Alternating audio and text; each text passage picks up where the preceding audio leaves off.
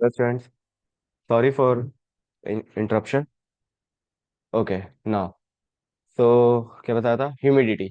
अगर जैसे जैसे ह्यूमिडिटी इंक्रीज होगा तो इवेपोरेशन डिक्रीज होता है, ठीक है। फिर आता है विंड स्पीड। अगर विंड स्पीड हमारी इंक्रीज रहे, यानी अगर जितनी ज्यादा विंड स्पीड हमारी इंक्रीज होती जाएगी उतना ज्यादा ही हमारा क्या होता रहेगा, इवेपोरेशन भी इंक्रीज होगा। मतलब जितना ज्यादा तेज तेज हवा चलेगी ना उतनी जल्दी जल्दी चीजें ठंडी होगी, और मतलब वाटर वेपर जल्दी जल्दी फॉर्म होगी, ठीक है। फिर cooling due to evaporation. During evaporation the particles of liquid absorb energy from the surrounding to overcome the interparticle forces of attraction and undergoes the phase change. The absorption of heat from the surrounding that makes the surrounding cool. अब देखो, अभी evaporation से cooling कैसे होता है? अब जैसे जो पार्टिकल है लिक्विड, वो हमारा क्या करता है, एनर्जी को एब्जॉर्ब करता है, ठीक है। सराउंडिंग से क्या कर रहा है, एनर्जी एब्जॉर्ब कर रहा है। जो inter particle force of attraction है वो भी धीरे धीरे चेंज हो रहा है। तो उस inter particle force of attraction में जो भी चेंजेस हो रहा है, मतलब जो इंटर पार्टिकल है, मतलब पार्टिकल्स है जो अट्रैक्ट है एक दूसरे से, फोर्स के, एक फोर्स से वो दोनों एक दूसरे को अट्रैक्ट कर रहे हैं, वो फोर्स भी चेंज हो रहा है, जिससे मतलब एक दूसरे को या तो रिपेल करेंगे, जो भी है। वाटर वेपर बन रहा है यानी सीधे होते दूर कर रहे हैं, तो जिसकी वजह से वो जो हीट एब्जॉर्ब कर रहे हैं सराउंडिंग से, तो वो सराउंडिंग को क्या कर रहे हैं, कूल डाउन भी कर रहे हैं, ठीक है ना। इसी वजह से जो भी हमारे जो स्वेटिंग होता है, हम स्वेटिंग जो होता है, जब देखना हमारी बॉडी में, तो जब वो इवेपरेट होता है ना, तो हमें पूरा उधर उधर पूरा पोर्शन पे जहां जहाँ पे स्वेटिंग होता है वहां पे एकदम कूल लगता है, वो धीरे धीरे एकदम क्या कहते हो, ठंडा लगता है वो हमको, ठीक है। सेम हमारा वो अर्थ एंड पॉट वाला भी यही केस है, ठीक है। अर्थ एंड पॉट वाला, अर्थ एंड पॉट में भी यही होता है, आसपास की जो भी हीट एनर्जी है वो हमारा अर्थ एंड पॉट क्या कर लेता है, सोख लेता है। उस पे, उसके ऊपर जो वाटर वेपर है वो क्या कर लेता है, उन सबको एब्जॉर्ब कर लेता है, जिसकी वजह से वो अंदर का पूरा जो उसका टेम्परेचर होता है वो मॉडरेट रहता है, ठंडा रहता है, ठीक है। अभी आता है physical nature of matter. Matter का फिजिकल नेचर कैसा है? So, physical property is the aspect of the matter that can be observed or measured without changing its nature or composition. Basically, अगर आपको आपको फिजिकल प्रॉपर्टी मेजर करना है किसी भी मैटर का, या किसी भी मैटर का फिजिकल प्रॉपर्टी आपको ऑब्जर्व करना है, तो आपको मैटर की कोई भी जो भी उसका नेचर है या फिर जो उसका कंपोजिशन है, मतलब किससे मिलके बना है, वो चेंज करने की जरूरत नहीं होती है। फिजिकल प्रॉपर्टी मतलब जो फिजिकल अपीयरेंस होता है, ठीक है ना। जैसे अगर आप नॉर्मल किसी एक पर्सन को देख लिए, आपको पता नहीं वो कैसा है, तो आप सबसे पहले तो उसका नेचर आप नहीं जान रहे हो, आप उसके फिजिकल अपीयरेंस पे बात करोगे कि हाँ भाई ये ऐसा है, ये ऐसा है ना। अब जैसे, okay, next, it is independent of the amount of the matter present. इसमें कोई वो नहीं है, मतलब फिजिकल नेचर में ऐसा नहीं है कि कितना मैटर है उसके पास, ठीक है। सिर्फ आप फिजिकली, आप वो फिजिकल अपीयरेंस में उसकी बात करो। अब जैसे फिजिकल प्रॉपर्टी में क्या क्या आ जाता है, include appearance, colour, order, density, texture, melting point, boiling point, solubility etcetera. मतलब बेसिकली उसकी फिजिकल नेचर यही सब है, उसका अपीयरेंस कैसा है, उसका कलर कैसा है, ऑर्डर कैसा है, डेंसिटी कैसा है। ऑर्डर बेसिकली स्मेल की बात हो रही है, ओके। और डेंसिटी कैसी है, टेक्सचर कैसा, मतलब कैसा बना, उसका मेल्टिंग पॉइंट क्या है, बॉइलिंग पॉइंट क्या है, सॉल्युबिलिटी क्या है उसकी, तो वो हमारा फिजिकल नेचर होता है मैटर का। अभी characteristics of particles of matter, ठीक है। अभी हम लोग ने पढ़ा ही था, बट एक बार फिर से पढ़ेंगे। तो अगर मैं मैटर की बात करूँ, तो मैटर तो वो होता है जिसके पास मास होता है और स्पेस को ऑक्यूपाई करता है, ठीक है ना। Everything that we can touch, hear, taste, also smell is matter. मतलब जिसको भी हम लोग देख सकते हैं, टच कर सकते हैं, सुन सकते हैं, टेस्ट कर सकते हैं, और साथ ही साथ उसको स्मेल भी कर सकते हैं, तो वो हमारा क्या कहलाता है, मैटर कहलाता है, ठीक है ना। जो मैटर होता है वो बेसिकली हमारा टाइनी, मतलब बहुत छोटे छोटे पार्टिकल्स है, जो कि हमारे ये नेकेड आइज से भी हमको दिखाई नहीं देते, इतने छोटे छोटे पार्टिकल्स होते हैं, ठीक है ना। और बेसिकली उन पार्टिकल्स को आगे चल के नाम दिया जाएगा एटम, ठीक है ना। क्या नाम दिया जाएगा, एटम। और सिर्फ एटम ही छोटे नहीं है, उनसे भी छोटे पार्टिकल्स होते हैं जो कि एटम्स के अंदर भी होते हैं। और particles, the particles of matter is compressed influence it's states and property physical and chemical. ठीक है, बेसिकली ये जो मैटर्स के जो पार्टिकल है वो डिसाइड कर रहे हैं, वो इन्फ्लुएंस कर रहे हैं कि इसका जो स्टेट है, sorry,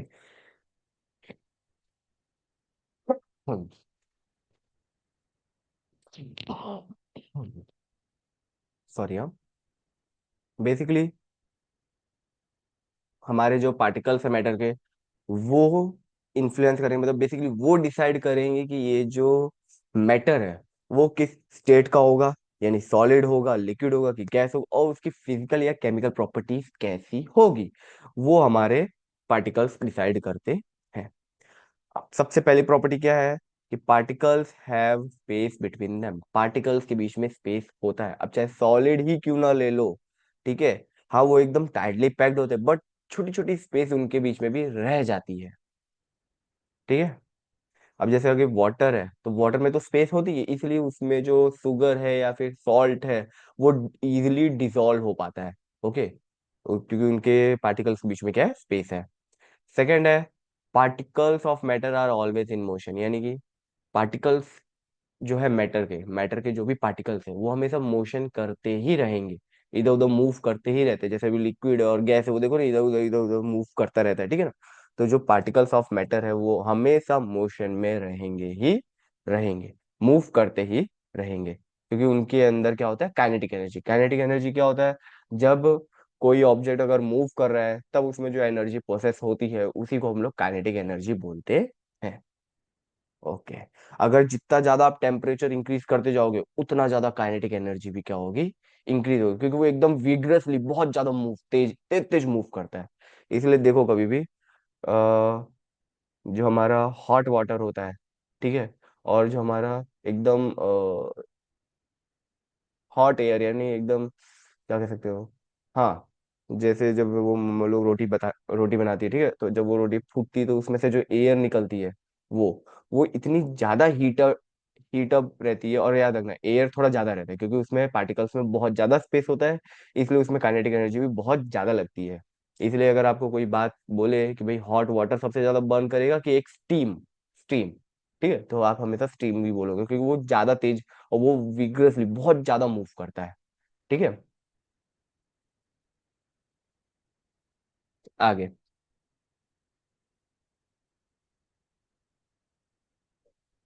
particles of matter attract each other, जो मैटर्स के जो पार्टिकल्स हैं वो एक दूसरे को अट्रैक्ट करते हैं, एक दूसरे को क्या करते हैं, अट्रैक्ट करते हैं, एक दूसरे को अपनी तरफ खींचते हैं।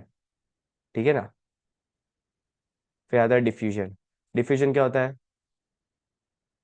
When the particle of matter intermix on their own with each other, this is known as diffusion। मतलब जैसे अगर मैं, एग्जांपल है spreading of ink in water. अब देखो, इंक जो होता है वो तुरंत ही पूरी तरह वाटर में स्प्रेड नहीं होता, वो धीरे धीरे धीरे धीरे एकदम प्रॉपर वे में उसमें पूरी तरह स्प्रेड होता है वाटर में, उसी को डिफ्यूजन बोलते हैं। यानी कि कोई दूसरा पार्टिकल और एक दूसरा, मतलब दो अलग अलग मैटर है और उनके पार्टिकल्स के बीच में इंटरमिक्स हो जाना, उसके पार्टिकल्स के बीचों में जो स्पेस है वहां जाके बैठ जाना, उसी को हम लोग बेसिकली डिफ्यूजन बोलते हैं। ठीक है ना।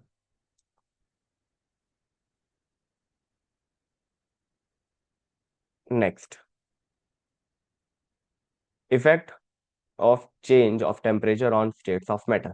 अब स्टेट्स ऑफ मैटर में क्या इफेक्ट होता है अगर हम टेम्परेचर चेंज करते हैं तो, on increasing temperature the kinetic energy of particles of the matter increases and they begin to vibrate with higher energy, therefore the interparticle force of attraction between the particle reduces and particle detached from their position and begin to move freely। मतलब कि जितना ज्यादा आप temperature increase करते जाओगे, जितना ज्यादा increase करते जाओगे उतना ज्यादा जो काइनेटिक एनर्जी है, ठीक है, वो मैटर की क्या होगी, मतलब पार्टिकल, मैटर के पार्टिकल की क्या होगी, बहुत ज्यादा इंक्रीज होगी, उनमें वाइब्रेशन बहुत ज्यादा होगा, हायर एनर्जी होगी, जिसकी वजह से जो इंटर पार्टिकल फोर्स है जो एक दूसरे को ऐसे पूरा पकड़ के रखे हैं वो भी धीरे धीरे वीक होता जाएगा, ठीक है, रिड्यूस होता जाएगा, और जो है पार्टिकल्स एक दूसरे से एकदम दूर दूर भागते जाएंगे, ठीक है ना। और जिससे कि पार्टिकल्स जो है वो अपनी पोजीशन को छोड़ेंगे और एकदम मूव फ्रीली मूव करेंगे, ठीक है। अब जैसे अगर सॉलिड में टेम्परेचर इंक्रीज करूंगा ना तो वो किस में चेंज हो जाएगा, लिक्विड में। और अगर लिक्विड में टेम्परेचर इंक्रीज करूंगा तो वो चेंज हो जाएगा गैस में। ओके। मेल्टिंग पॉइंट किसे बोलते हैं, जब एक ऐसा पॉइंट जहाँ पे सॉलिड जो है उसका टेम्परेचर इतना पहुंच जाए कि वो सॉलिड मेल्ट होके लिक्विड बन जाए, और वो भी एटमॉस्फेरिक प्रेशर के अंडर में, ठीक है ना। तो वो हमारा मेल्टिंग पॉइंट कहलाता है, ठीक है। अभी जैसे at a point these two phases that is solid, wait a minute, ये मैं अंडरलाइन कर देता हूँ। At a melting point, these two phases, that is solid and liquid, are in equilibrium. That is this. Okay. अभी equilibrium क्या होता है, जहां पे एक ऐसा पॉइंट होता है जहाँ पे सॉलिड और लिक्विड दोनों एकदम सेम टू सेम हो गए, यानी सॉलिड भी बचा है और साथ में लिक्विड भी हो रहा है, तो वो इक्विलिब्रियम फेस हो जाता है, ठीक है ना।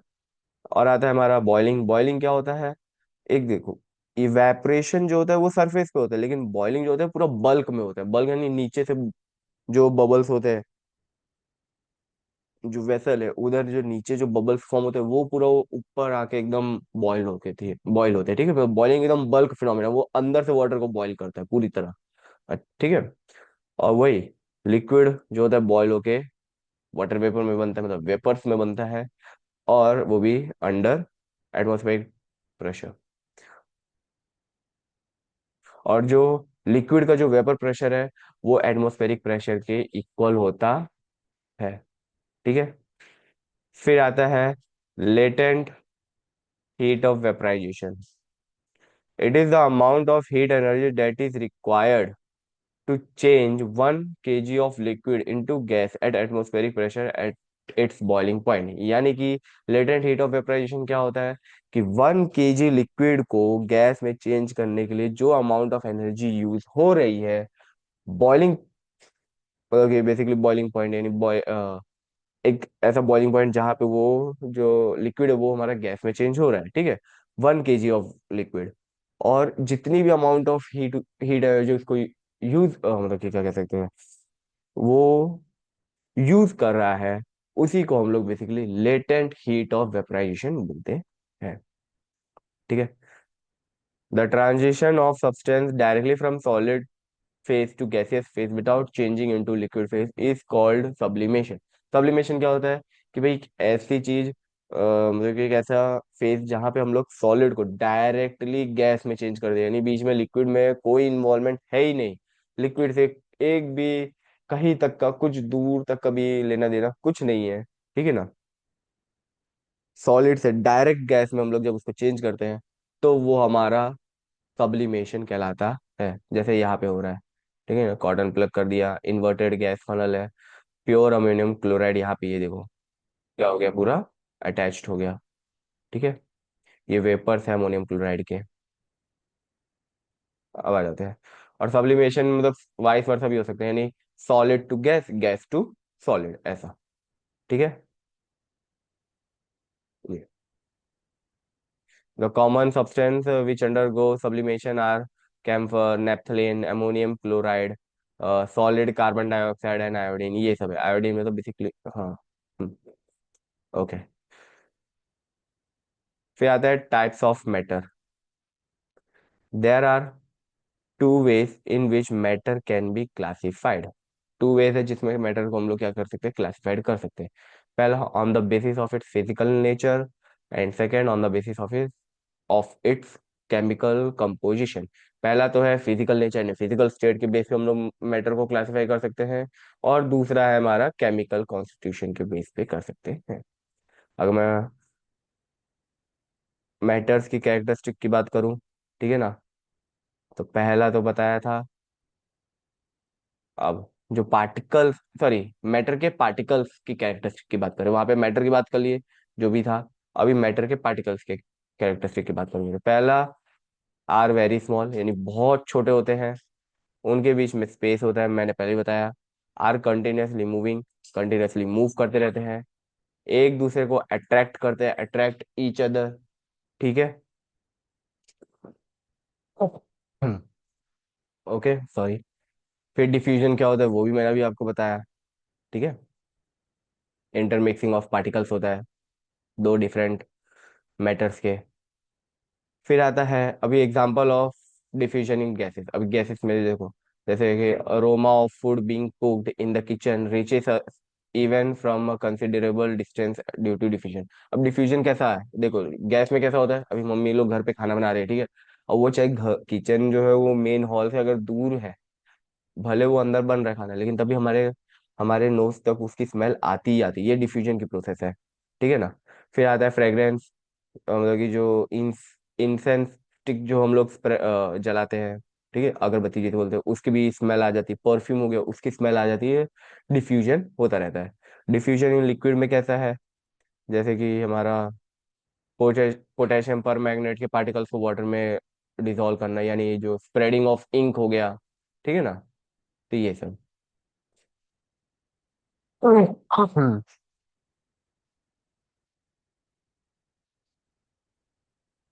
Okay next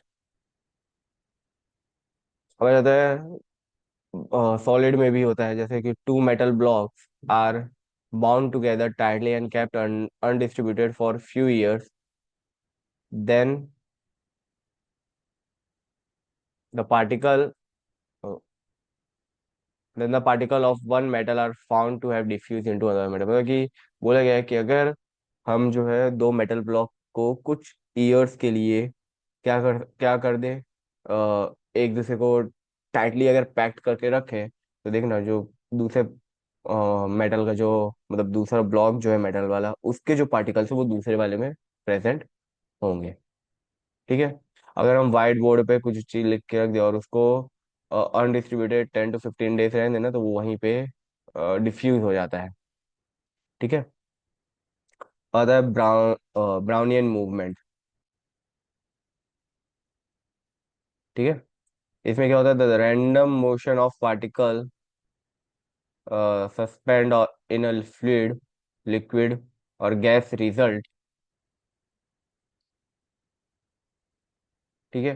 from there bombardment by fast moving atoms or molecules of the fluid।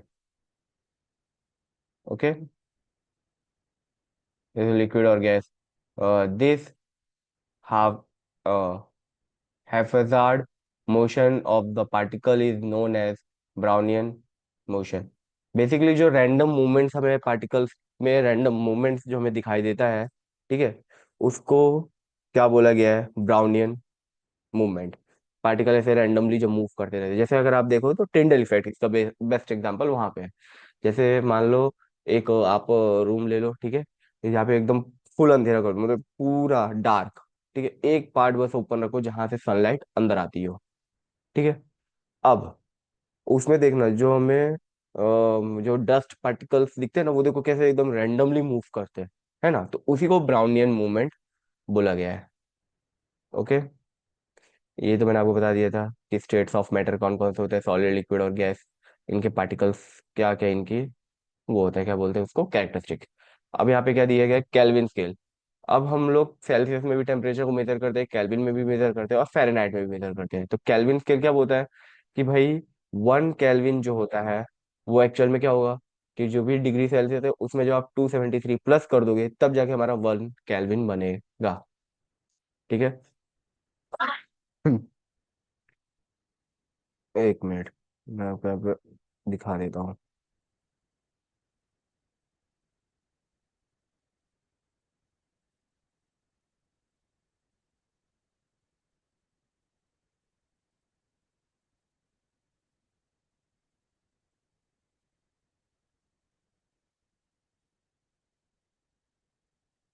1 kelvin जो है अम, वो इक्वल हो जाएगा कि भाई जितना भी डिग्री सेल्सियस है वो, और उसमें क्या प्लस कर दो, 273।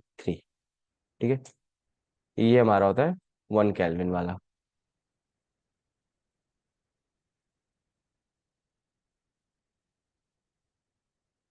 ओके।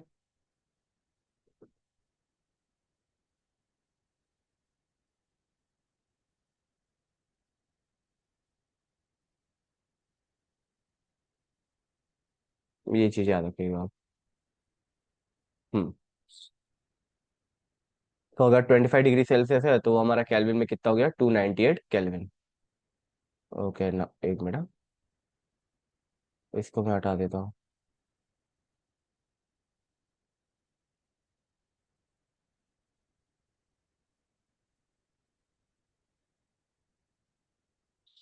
हम्म।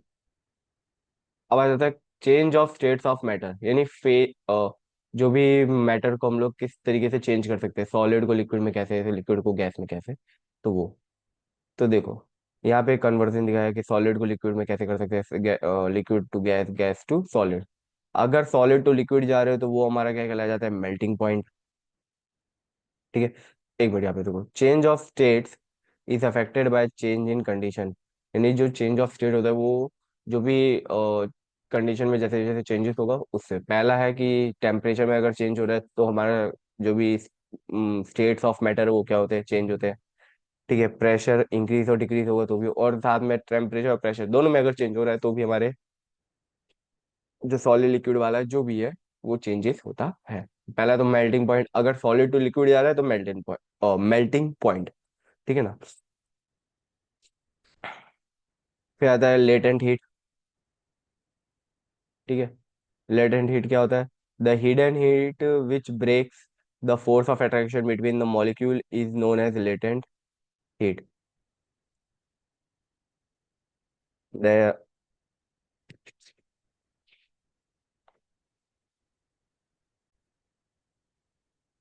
तो बेसिकली मैं बताया था लेटेंट हीट क्या होता है, कि वो अमाउंट ऑफ एनर्जी जिससे कि इंटर पार्टिकल फोर्स क्या हो जाए, अट्रैक्शन क्या हो जाए, ब्रेक हो जाए, उसी को क्या बोलते हैं, लेटेंट हीट बोलते हैं। ठीक है। The heat energy is hidden in the bulk of matter, it is called latent heat. ठीक है ना। अभी लेटेंट हीट ऑफ फ्यूजन क्या होता है, यानी कि 1 किलोग्राम ऑफ सॉलिड को अगर आप लिक्विड में चेंज कर रहे हो तो उसे लेटेंट हीट ऑफ फ्यूजन। जैसे लेटेंट हीट ऑफ वेपराइजेशन क्या था, जिसमें 1 केजी लिक्विड को आप गैस में चेंज कर रहे थे। ठीक है। वो है, अब ये latent heat of fusion, fusion में हमारा solid to gas, solid to liquid होता है।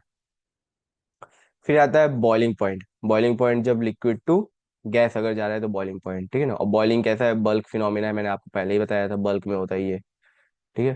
तो देखो, सॉलिड से लिक्विड अगर जा रहा है तो लेटेंट हीट ऑफ फ्यूजन, लेकिन अगर इसको उल्टा कर दूं, मतलब लिक्विड टू सॉलिड, तो वो हो जाता है लेटेंट हीट ऑफ सॉलिडिफिकेशन। क्या कहलाया जाता है, लेटेंट हीट ऑफ सॉलिडिफिकेशन।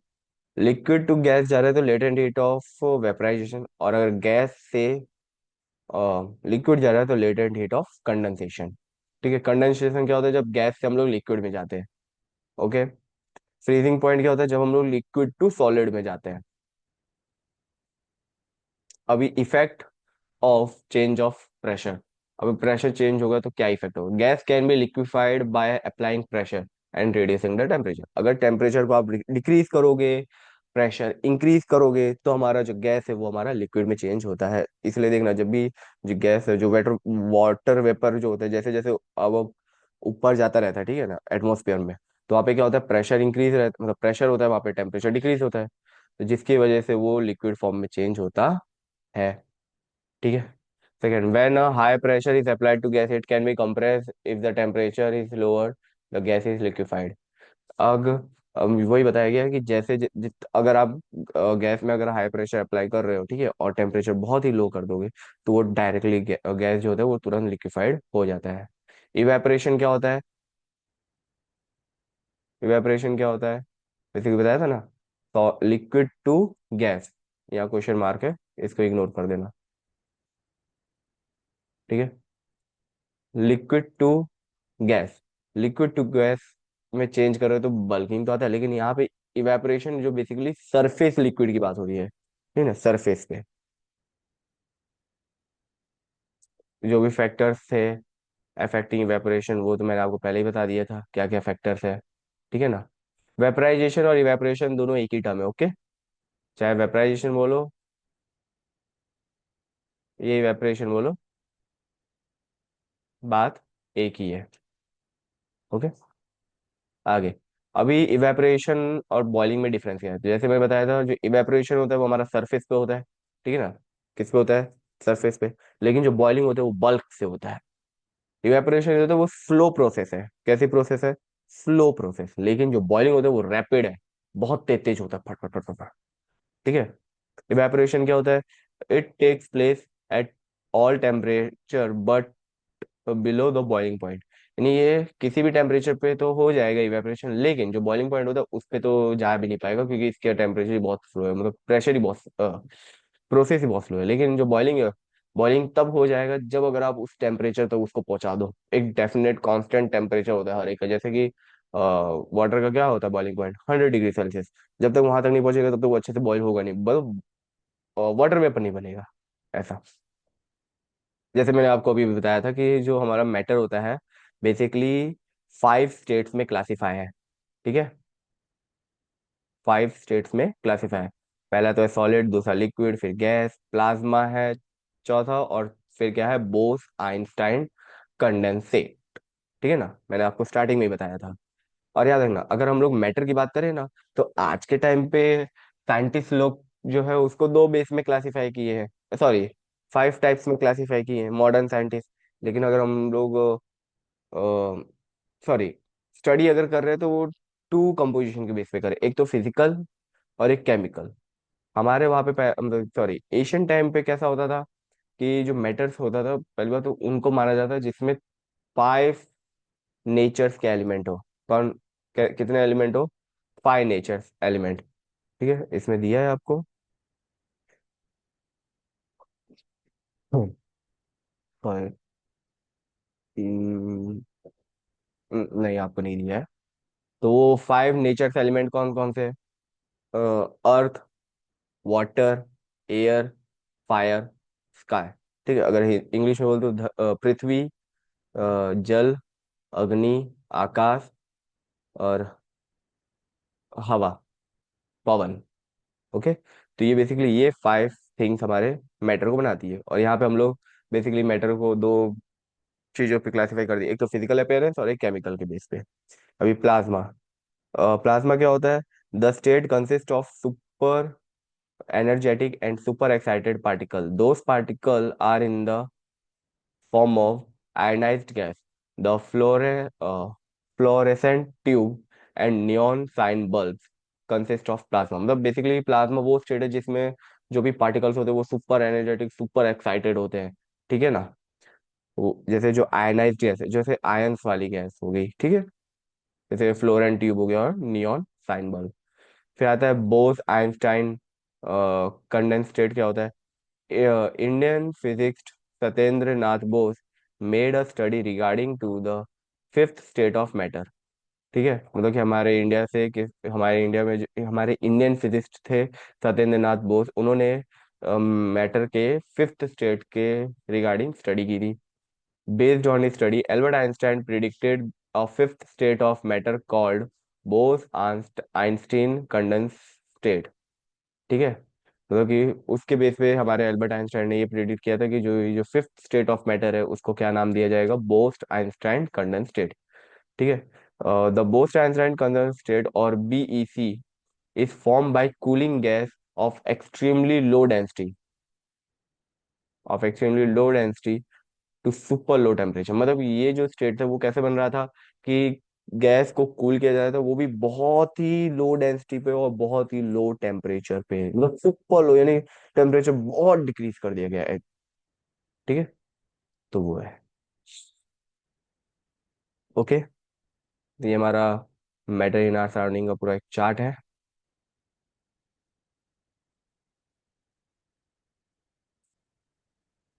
ठीक है। Okay then, so here we have completed first chapter of class 9th, that is matter in our surrounding. Okay, now we will meet in our next lecture for next chapter. What is it? Is matter around us pure? Or maybe I will take the bio one. Bio one. Okay, first chapter, the fundamental unit of light, cell. Next will be the cell. Okay. Thank you for watching.